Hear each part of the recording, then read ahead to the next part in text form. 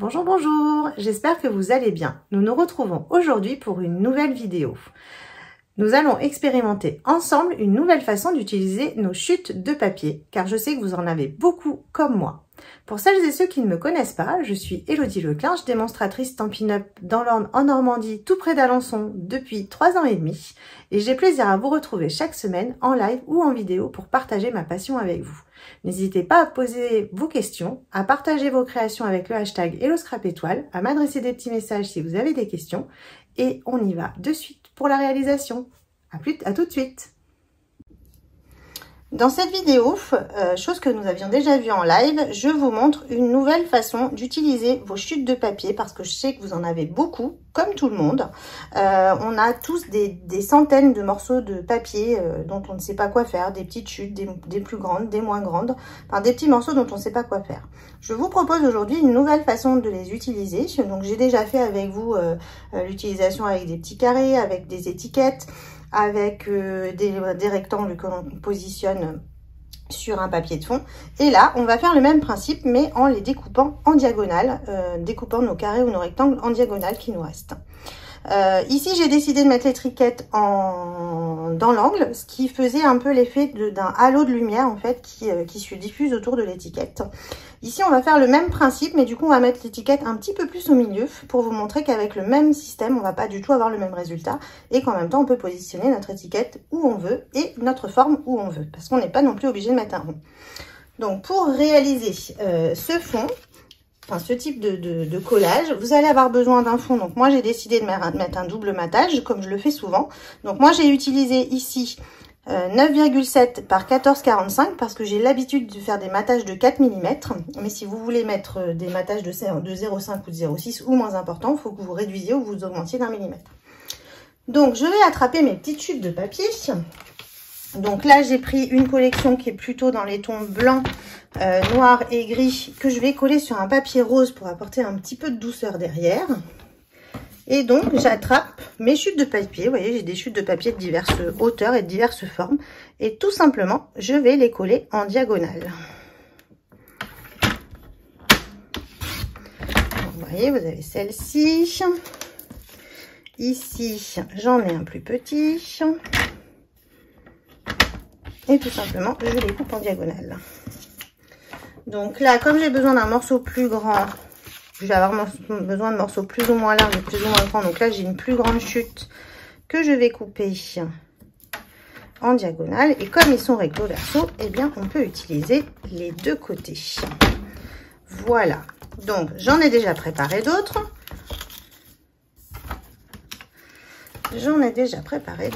Donc je vous montre comment les assembler de suite. Donc on attrape tout simplement nos morceaux. Je mets de la colle, je ne suis pas obligée d'en mettre jusqu'en haut. Voilà, tout simplement. Hop, donc celle-ci, je la mets comme ça. Donc là, vous voyez, je suis en train de mettre un petit peu de colle partout parce que j'en ai mis un peu trop, mais c'est pas grave. Ensuite, donc là, je vais prendre une chute plus claire. Donc, il faut bien aller en mettre dans la pointe, mais vous n'êtes pas obligé d'en mettre partout en haut.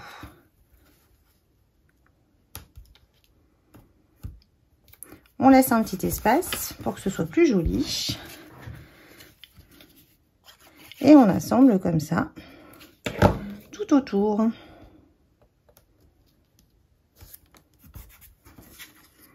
Donc, on peut en recouper d'autres, on peut mettre des formes différentes. Et donc, les morceaux dont je vais pas avoir besoin ici, je pourrais les retailler pour me servir également des pointes. Vous voyez, ici, j'en ai un grand morceau que je vais pouvoir réutiliser ailleurs. Là, je peux prendre des petits parce que sur les bords, on n'a pas besoin de très grands.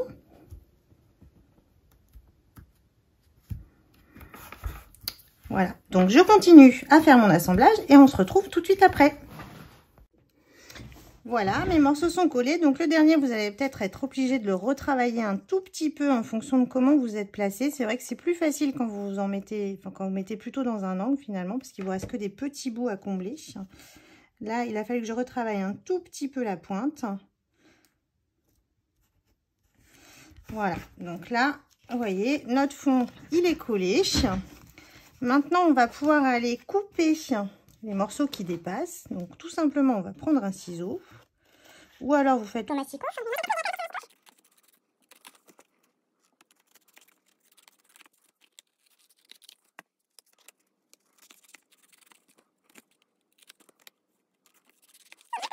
Autour.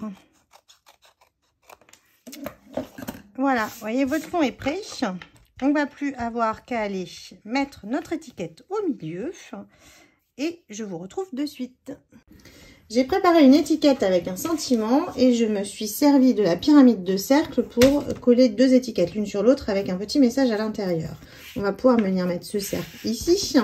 Ensuite, j'ai préparé un fond de 10,1 par 14,45 en gris souris et une base de carte en 10,5 par 29,7 que l'on plie à 14,85 au milieu en fleur de cerisier qui est la même couleur que nous avons ici en fond. On va pouvoir coller tout ça.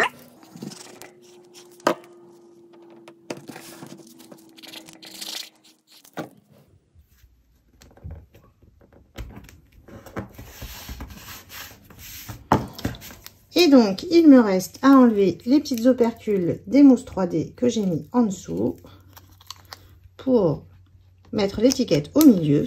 Donc, vous pouvez très bien, en fait, mettre un petit peu plus bas ou un petit peu plus haut en fonction de la jonction de vos morceaux de triangle. Maintenant, vous pouvez voilà, jongler un petit peu sur la hauteur. Donc, cette carte est maintenant terminée. J'espère que cette vidéo vous aura plu, que vous avez trouvé une nouvelle façon d'utiliser vos chutes de papier. N'hésitez pas à partager vos créations avec le hashtag Hello Scrap Étoile, à m'envoyer des petits messages si vous avez des questions et je vous donne rendez-vous sur ma boutique en ligne pour voir un petit peu tous les éléments que j'ai utilisés aujourd'hui. Je vous dis à bientôt pour une prochaine vidéo.